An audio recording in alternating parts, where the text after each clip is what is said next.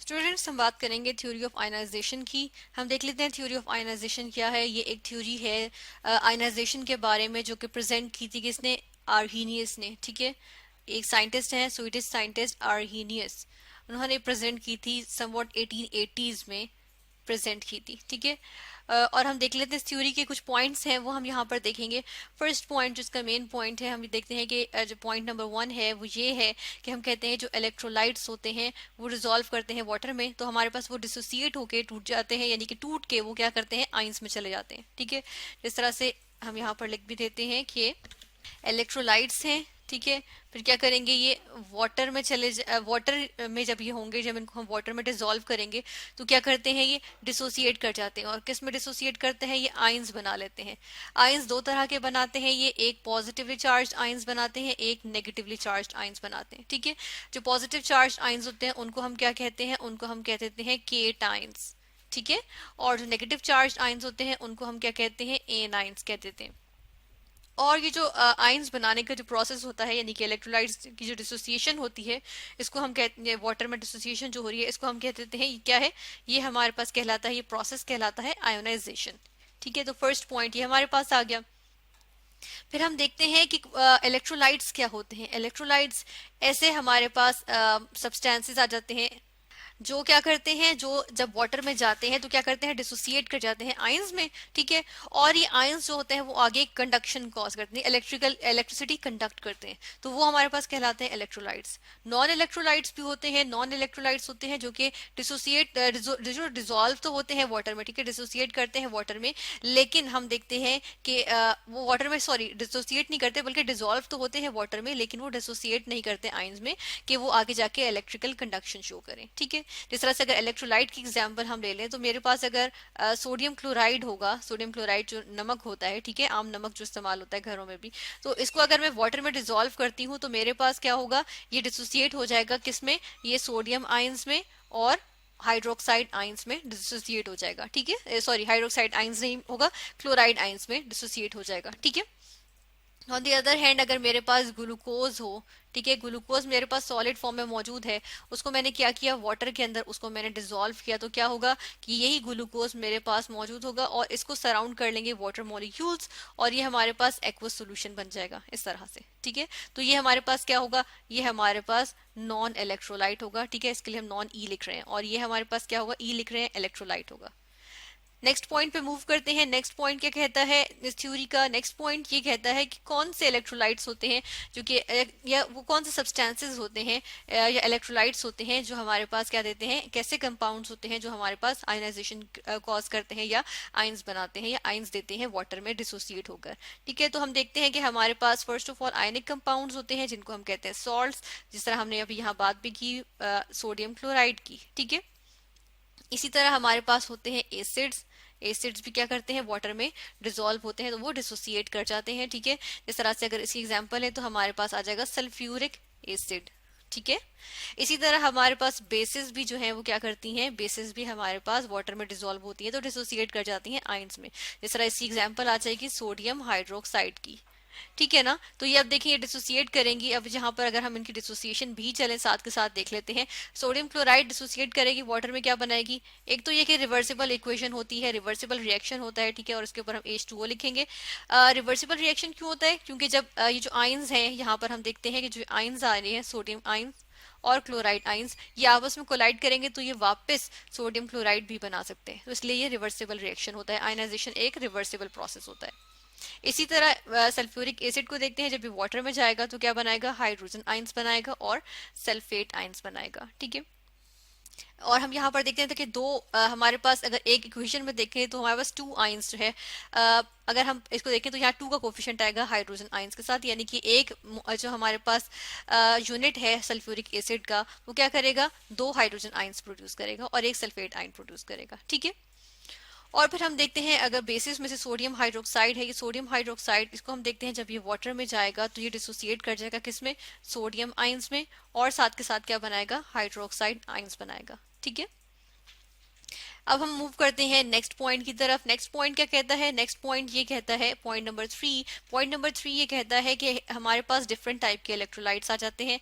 कुछ हमारे पास weak electrolytes है, ठीक है, वीक इलेक्ट्रोलाइट्स। और दूसरी टाइप हमारे पास आ जाती है स्ट्रॉन्ग इलेक्ट्रोलाइट्स की। वीक इलेक्ट्रोलाइट्स क्या होते हैं? वीक इलेक्ट्रोलाइट्स वो इलेक्ट्रोलाइट्स होते हैं जो पार्शियली आयोनाइज होते हैं, ठीक है, यानी कि अगर हम उनको देखें तो वो क्या करते हैं, वो कंप्लीटली डिसोसिएट नहीं करते, कंप्लीट डिसोसिएशन शो नहीं करते, उनकी पार्शियल आयोनाइजेशन होती है, ठीक है, पार्शियली आयोनाइज करते हैं, ठीक है, किसमें, वाटर में। और जो स्ट्रॉन्ग इलेक्ट्रोलाइट्स होते हैं वो क्या करते हैं, वो कंप्लीटली आयोनाइज हो जाते हैं वाटर में, कंप्लीट आयोनाइजेशन देते हैं, ठीक है, तो ये इनमें क्या होते हैं, कंप्लीटली आयोनाइज कर जाते हैं। वीक इलेक्ट्रोलाइट की एग्जांपल अगर यहाँ पर हम लें तो कौन सी होगी, ये हमारे पास आ जाएगी एसिटिक एसिड CH3COOH, ठीक है। इसको हम देखते हैं कि जब ये हम कहते हैं कि जब ये डिसोसिएट करता है वाटर में तो क्या होता है कि हमारे पास एसिटिक एसिड के यूनिट्स भी, मॉलिक्यूल्स भी मौजूद होते हैं, ठीक है, इनके यूनिट्स मौजूद होते हैं, और साथ में हमारे पास एसिटेट आयंस, जिस तरह से अगर हम यहाँ पे इसका शो कर लें कि हमारे पास क्या आ जाते हैं, acetate ion CH3O O negative, ठीक है, ये हमारे पास आ जाता है एसिटेट आयन, और साथ में हमारे पास H पॉजिटिव आयन, ये हमारे पास मौजूद होते हैं। तो हमारे पास कंप्लीट आयनाइजेशन नहीं होती, यानी कि कंप्लीटली एसिटेट आयंस और हाइड्रोजन आयंस में नहीं जाता, बल्कि हमारे पास एसिटिक एसिड के जो मॉलिक्यूल्स हैं वो भी मौजूद रहते हैं वाटर में, ठीक है, यहाँ पे बीच में हमारे पास क्या है, वाटर।